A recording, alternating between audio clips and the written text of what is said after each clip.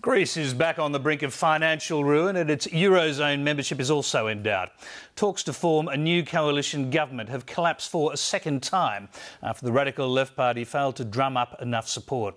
As Steve Canane reports, fresh elections next month seem all but inevitable. Just days after an inconclusive election, Greeks are facing the prospect of returning to the ballot box.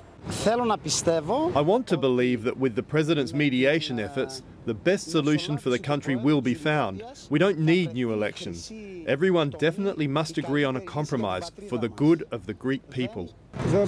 I expect nothing. I think we will have a new election, and it is disappointing. The New Democracy Party, which won the largest proportion of the weekend's vote, has already announced that it can't form a government. Now the left coalition, led by Syriza, has also given up and handed back its mandate.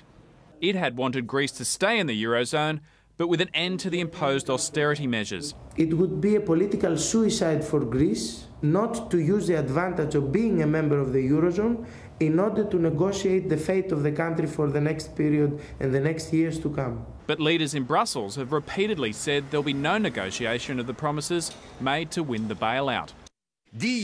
Those who declare that a country on an isolated course can be successful are not only creating an illusion, but they lie. It's a question of credibility not only for Greece, but for the euro area as a whole. And this is very important to understand, that if this agreement is not respected, it will be very negative for Greece.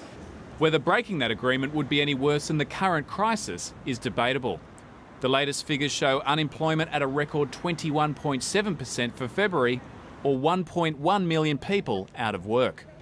That's 42% higher than a year ago.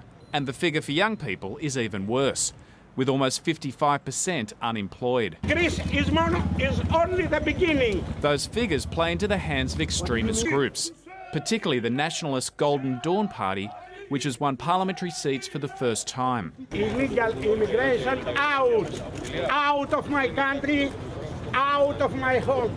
The party's mantra is Greece for Greeks, and its leaders celebrated the election results by saying those who betrayed the motherland should be scared now.